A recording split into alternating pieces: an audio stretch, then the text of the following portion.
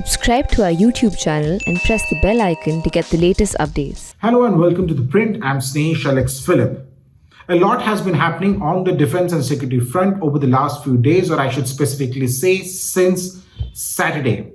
Well, that is the day when an unfortunate incident happened in Nagaland which has claimed the lives of 14 civilians and 1 soldier. The incident and what followed after that has also left several injured, including civilians as well as soldiers. The other big development on the defense and security front was the Made in 2+2 dialogue between India and Russia. And of course, the one day, or I should say half a day visit by the Russian President Putin to India. Now, during this visit and the 2+2 dialogue, a number of key security pacts and agreements and contracts were signed. Of course, the particular visit also has huge strategic importance. Another interesting aspect is what the Defense Minister Rajnath Singh said during his talks with his Russian counterpart. Now, before I explain further on what really happened between India and Russia, let us go back to what happened in Nagaland. So as per all the information which has come in, of course, there are multiple information which is flowing in from different directions, from different sources. I'll talk about what we know for a fact. Now, what we know for a fact is that there was an intel that was received by the 21 Para SF, an elite Para SF unit of the Indian Army, which has conducted multiple operations in the Northeast and was also part of the Myanmar strikes, which was done a few years back. Now, this particular Para SF unit received information that about 8 to 10 NSCN-K cadres, that is a militant group, would be traveling through a particular road in the Mon district of Nagaland. Accordingly, an ambush was laid. Now, till now, everything was absolutely fine. But what followed this was absolutely tragic. Now, what do we know so far is that there was a Bolero pickup truck which had about 8 people on board. Now, one is not sure exactly what happened, but the fact is that the soldiers opened fire on this Bolero pickup truck, in which 6 individuals or 6 people were killed on the spot. Once the soldiers came down to the pickup truck, they realized that they were not the NSCN cadres that they were expecting. They were actually civilians. Now, multiple accounts from the spot, including reporting by my Northeast colleague Angana, has said that they were actually miners who were coming back from work.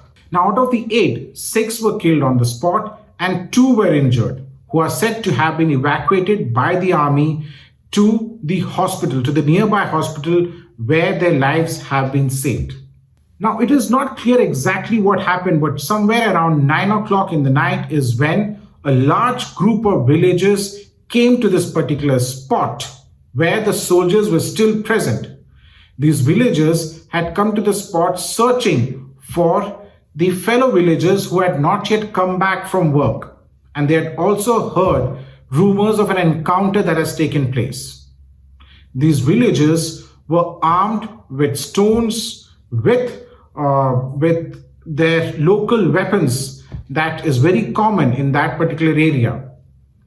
Now, what we know so far and what the army sources are saying is that there was an altercation that took place between the villagers and this group of soldiers who are actually from the Para SF unit. Now, 1 soldier was killed in this melee by the villagers and several others were injured. This is when the soldiers opened fire for self-defense, as they say. Now, this firing was also tragic because it led to the loss of 7 additional lives. That is, in altogether, in that same evening, within a span of few hours, 13 civilians were killed, along with 1 soldier, while several others were injured.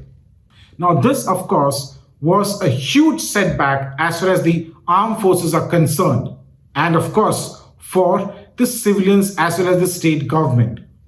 Now, the army, which was conducting this particular operation, has already issued a statement saying that they regret what has happened and there is an investigation that is going on. The state government too have also set up a parallel SIT that will probe the entire issue.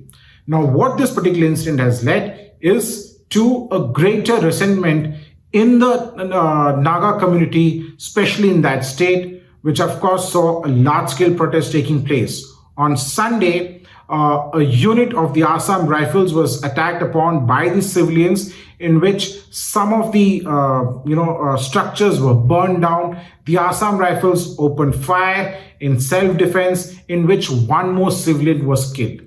So this particular botched-up ambush has led to the death of 14 civilians.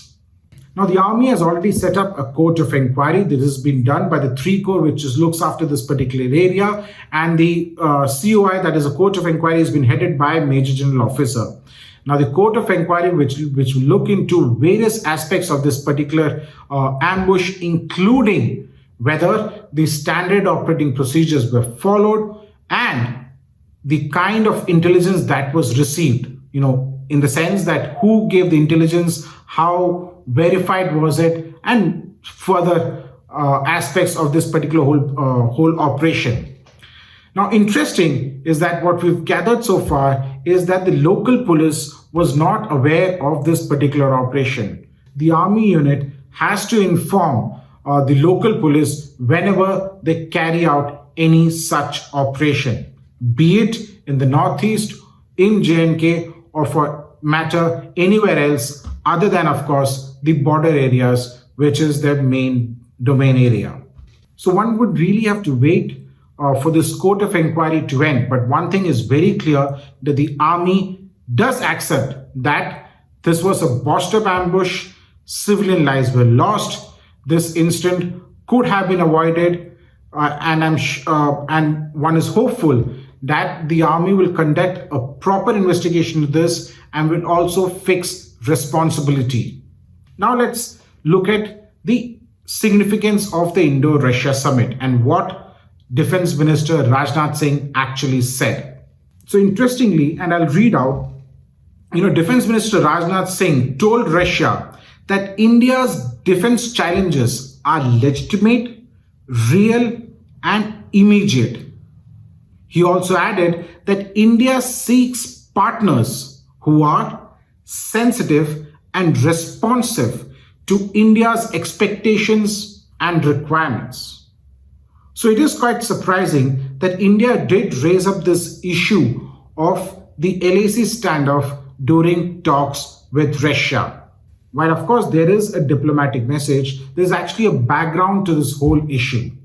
Remember that over the last few months, or let's say a year or two, Russia and China have been getting closer to each other.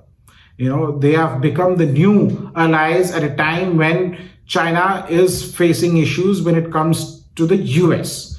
Now, US is a common challenge or an enemy as far as China and Russia is concerned. And hence, you have a particular situation in both Russia and China are coming together on key diplomatic as well as security issues on a global front. However, since May 2020, there has also been tensions between India and China. Now, India is also a very close friend of Russia, but so is China. And there has been an increasing discomfort in the Indian defense and security establishment over the fact that both Russia and China are coming closer. Now, the reason why Rajnath Singh spoke those words is to send out a message to Russia that yes, we agree that you might be close to China, but don't ignore your friends, your true friends who you've had relations for decades. What Rajnath Singh is actually trying to tell Russia is that Russia should be aware, or should I say, should be sensitive and responsive to India's expectations and requirements. Now, this was also an attempt by India to tell Russia what its friend China was up to and how it is causing challenges to another friend, that is India.